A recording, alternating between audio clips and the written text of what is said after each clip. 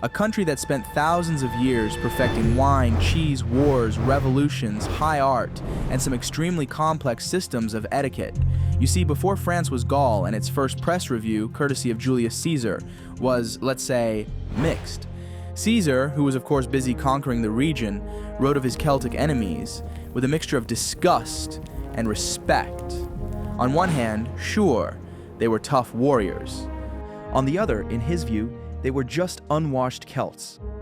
Anthropologist Bettina Arnold notes that Caesar deliberately drew a clear distinction between the civilized Mediterranean world of Rome and these unwashed masses. So this wasn't just a military report. And here's the crazy part, it was a brilliant PR stunt that ideologically justified the Roman colonization of Gaul. You probably didn't realize this, but France's first written history was, in essence, a marketing brochure written by its conqueror. And the main idea was that these people desperately needed outside management. Now, when the Roman Empire finally collapsed in the 5th century, failing to maintain its own borders, it left a colossal power vacuum behind. The Dark Ages arrived, and no, that's not an exaggeration. Europe just descended into chaos. Amidst this chaos, a Frankish chieftain named Clovis emerged in the late 5th century. He was a strategist. He united the tribes by force, but then made his most brilliant move, and this is worth paying attention to, he converted to Christianity. By forging an alliance with the Catholic Church, Clovis gained divine legitimacy. If Clovis was the founder, Charlemagne in the 8th century pretty much turned the startup into an empire. He's considered one of the brightest figures of the Dark Ages, provided an exemplary path to revival, and laid the ideological groundwork for the concept of Europe, with the Franks at its center. France's next major problem, of course, came from the north.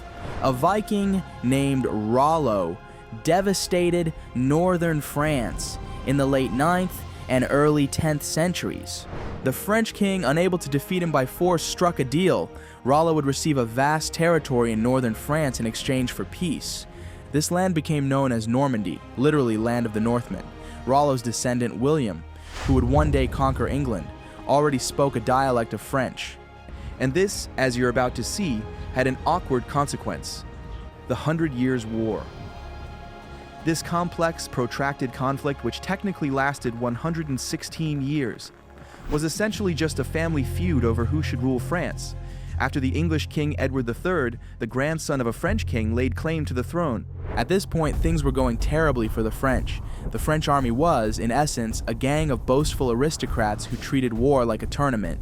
And then came the English longbow. At the decisive Battle of Agincourt in 1415, English commoners with longbows systematically annihilated the flower of French chivalry. All seemed lost until 1429, when everything changed. Joan of Arc appeared on the scene, an illiterate peasant girl in her teens who claimed to hear divine voices telling her to drive out the English. She somehow managed to convince the desperate heir to the throne, Charles, to let her lead an army and successfully led French troops to break the siege of Orléans. This wasn't just a military turning point. Let's be clear, it was a psychological earthquake. Now, Joan's success was unbearable for the English. She was captured by Burgundian soldiers, allies of the English, who happily sold her to the English. They couldn't admit God was on the French side, so naturally they tried her for heresy and witchcraft, seeking to prove her inspiration came from the devil. On May 30th, 1431, she was burned at the stake. But the English really miscalculated, turning her from a soldier into a martyr. The momentum she created was irreversible. The French finally modernized, adopted new artillery tactics, and at the Battle of Castillon in 1453 won a decisive victory that effectively ended the war, expelling the English and consolidating the French monarchy. While France was recovering, another storm was brewing in Europe, the Reformation. In France, Protestants became known as Huguenots, followers of the theologian John Calvin. This wasn't just a theological dispute, it was a direct challenge to the Catholic monarchy. On March 1st, 1562, troops under the Duke of Guise attacked Huguenots. This massacre of Vassy ignited decades of violence known as the French Wars of Religion. The climax here was the St. Bartholomew's Day massacre in August 1572. Let's pause on this for a second, because it's brutal. King Charles IX, under the influence of his mother, Catherine de' Medici, ordered the assassination of Huguenot leaders. This triggered an orgy of killing.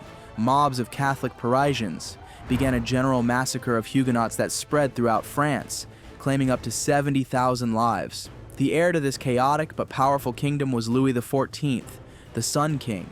His reign wasn't just long, it was defining. He ruled for 72 years, longer than any other known European monarch.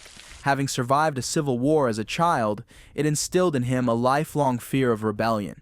His solution? Versailles. He transformed his father's hunting lodge into one of the largest and most extravagant palaces in the world, and officially moved his government there in 1682. It was a brilliant gilded cage. Let's look closer at what that means. He tamed the nobility by forcing them to compete for the privilege of watching Louis XIV wake up. He turned France into the dominant European power, but here's the catch. His endless wars and revocation of Protestant rights drained its resources, leaving the country totally bankrupt. Of course, Louis's absolutism bred its opposite, the Age of Reason, also known as the Enlightenment. This era produced a wealth of new ideas about individual rights and the duties of nations toward their citizens. These ideas collided with a harsh reality, mass starvation, and discontent with the inept management of a dysfunctional monarchy. Queen Marie Antoinette, a foreigner, became the perfect symbol of the excesses of a despised monarchy.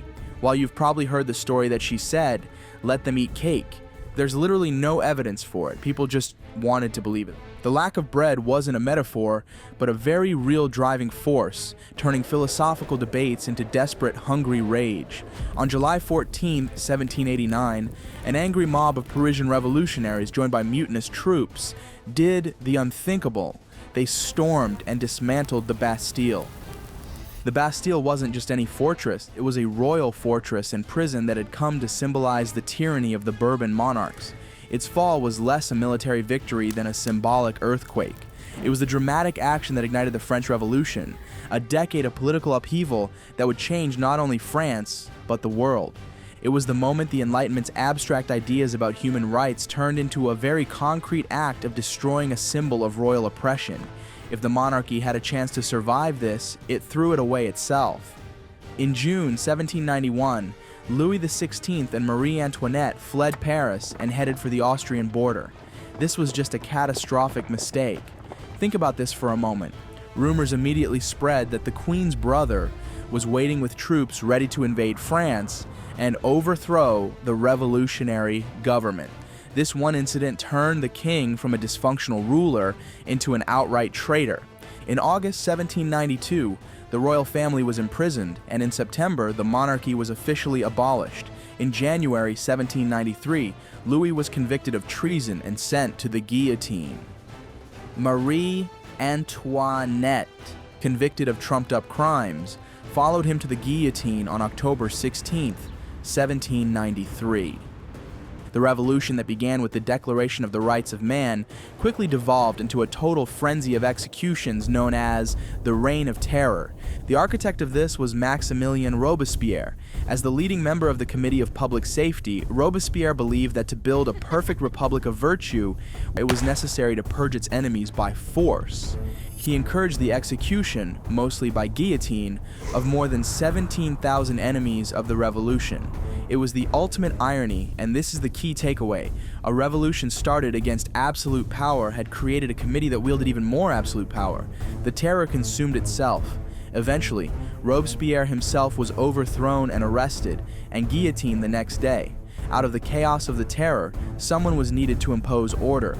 That man was an outsider, and you might not have known this. He was Napoleone di Bonaparte, a native of Corsica.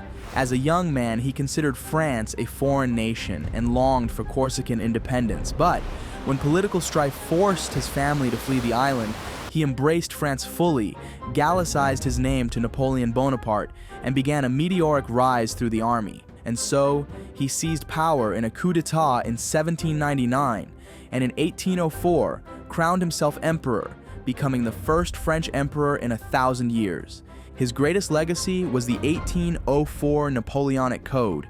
This civil code gave post-revolutionary France its first coherent set of laws, enshrining equality, property, and individual rights, and became the basis for legal systems across Europe. Eventually, all of Europe united against him. England, under King George III, led. The successful resistance to France and its navy won a decisive victory at the Battle of Trafalgar in 1805, establishing dominance at sea. On March 30th, 1814, after a disastrous campaign in Russia, European Allied forces triumphantly entered Paris. This formally ended a decade of French dominance on the continent. On April 11th, 1814, Napoleon Bonaparte, Emperor of France and one of the greatest military leaders in history, abdicated the throne. By the Treaty of Fontainebleau, he was exiled to the Mediterranean island of Elba.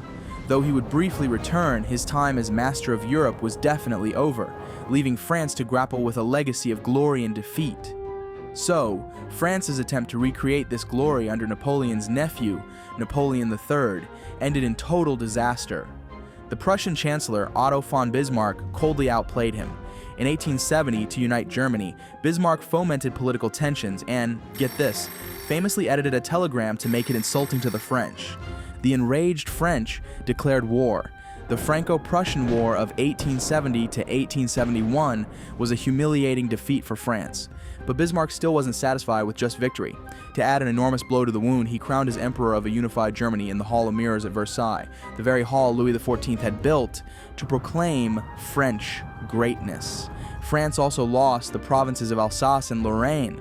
The thirst for revenge for 1871 finally exploded in 1914, when Germany declared war on France. Germany's Schlieffen Plan was this daring right-hook punch through Belgium to bypass the fortified border and crush France in less than 45 days. But in September 1914, the German forces were stopped. At the decisive First Battle of the Marne, the French Sixth Army attacked the exposed German flank, saving Paris and turning the war into an ugly, brutal war of attrition. In 1918, the Germans made one last desperate attempt in the Second Battle of the Marne. The French commander Philippe Pétain had a clever idea. He used a deceptive strategy of false trenches. The Germans unleashed artillery on empty positions, only to be met by a barrage of fire, resulting in a major Allied victory. The real tragedy of World War II for France, and this is a tough one, was that its greatest hero from World War I became its greatest traitor. In the spring of 1940, Germany attacked France again. A humiliated French government turned to Marshal Philippe Pétain, the 84-year-old hero of World War I. The same Pétain who had cleverly won the Second Battle of the Marne now believed resistance was futile. He promptly signed an armistice with Germany and led a collaborationist regime in the resort town of Vichy. But not everyone gave up.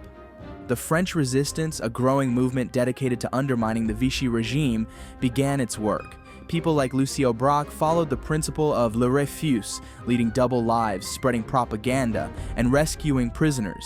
From the ashes of World War II and the chaos of colonial wars emerged Charles de Gaulle, a World War II hero.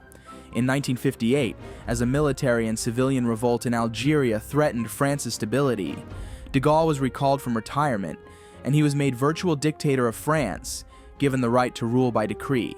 He drafted a new constitution, becoming the first president of the Fifth Republic. His rule was pure Gaullism. He granted independence to Algeria, and then set about restoring France to its former international status. In true Napoleonic fashion, he did this by withdrawing from the US-dominated NATO alliance and fostering the development of French atomic weapons. Student demonstrations and worker strikes in 1968 eroded his popular support, and in 1969, he finally resigned, dying the following year. The post-de Gaulle era brought France into the modern world, where it became one of the pillars of the European Union. But you guessed it, the Fifth Republic, like its predecessors, faced new trials. In the 21st century, the country faced tragedies that shook its foundations. On January 7, 2015, gunmen stormed the Paris office of the satirical magazine Charlie Hebdo, killing 12 people. This act of terror drew worldwide support, and the surviving staff released the next issue featuring a depiction of Muhammad with a tear in his eye, holding a sign, Je suis Charlie. In 2019, under President Emmanuel Macron, the nation was shocked again as flames engulfed Notre Dame Cathedral.